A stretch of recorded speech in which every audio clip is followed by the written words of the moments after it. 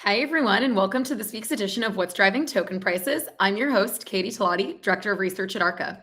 For those joining us for the first time, I'm responsible for identifying and analyzing blockchain opportunities for Arca's funds.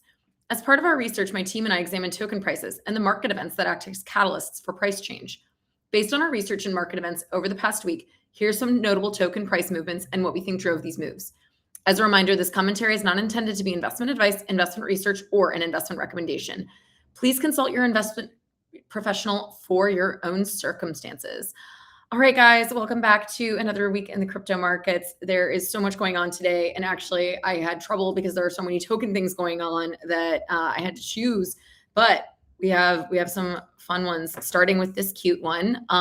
So Pudgy Penguins. Pudgy Penguins on Monday launched their flagship game, Pudgy World, to the public.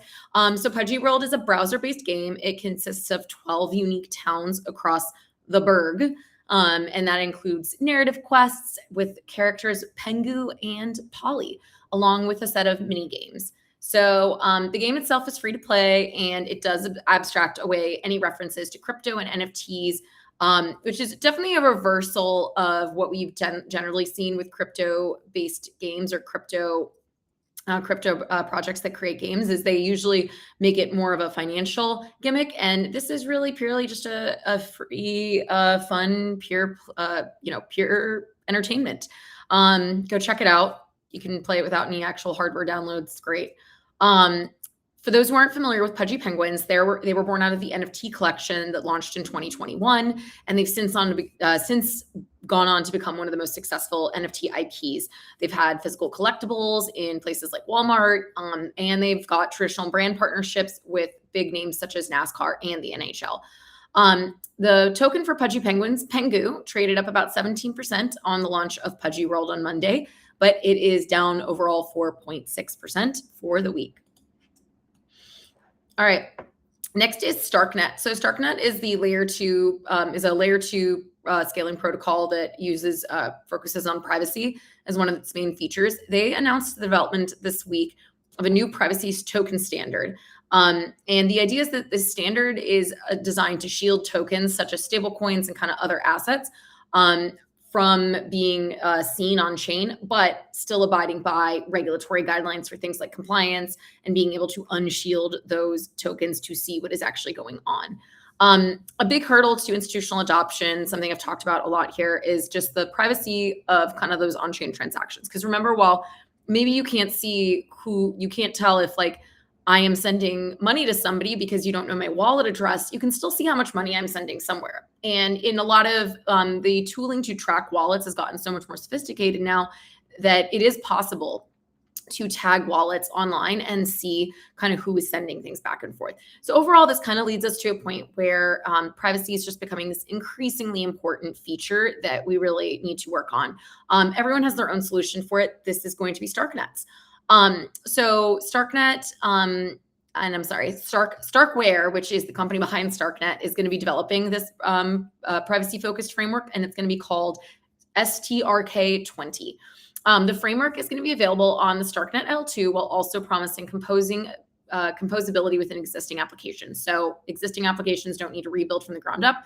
They can just accept this new framework and it will work seamlessly. TBD when it will be released. I believe their release said the end of this year. Starknet, though, it's down 3.8% for the week.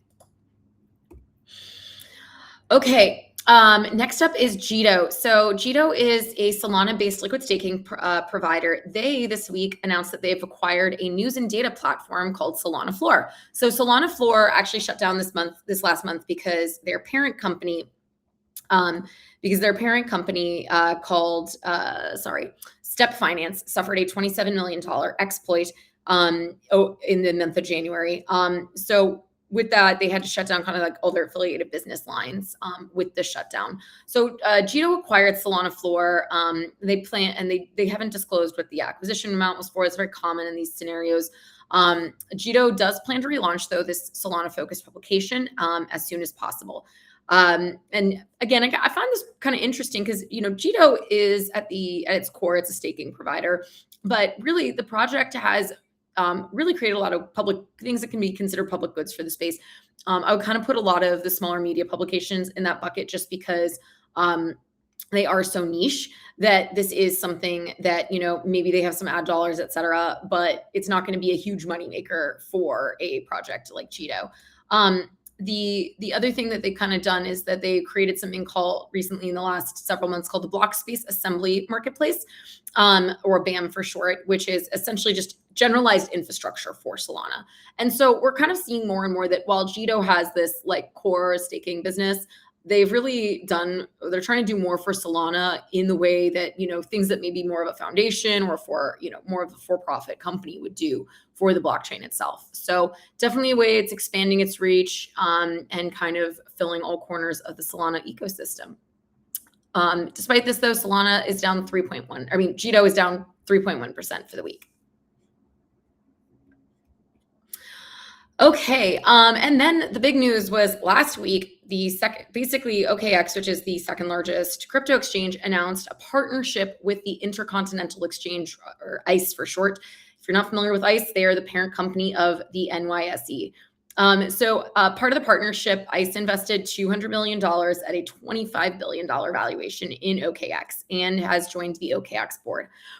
So OKX has been around for a long time. I think it actually slightly predates Binance, and they have always typically focused on US markets. Obviously, US markets until recently have been very unfriendly to crypto, and so a lot of exchanges have just chosen to stay completely out of that market completely. So they claim actually to have 120 million users globally, and ICE as a company overall does focus a lot on data. And so this is really an interesting acquisition for them to get access to kind of this global international crowd. Like I said, the partnership really indicates that ICE may be looking to broaden their reach internationally. Presumptively, they already cornered the United States market, so it doesn't matter as much to them. Many thought this was an interesting move, but we're seeing more and more. Even NASDAQ announced that they're going to be supporting Kraken in some of their stock trading endeavors. We're seeing TradFi come more closely aligned with digital assets. Anyway, OKX really outperformed on this. They were up 21% for the week. All right, guys, that's all I have for you this week. I hope you enjoyed our insights. Tune in here again next Wednesday at 1 p.m. Pacific to hear what's driving token prices.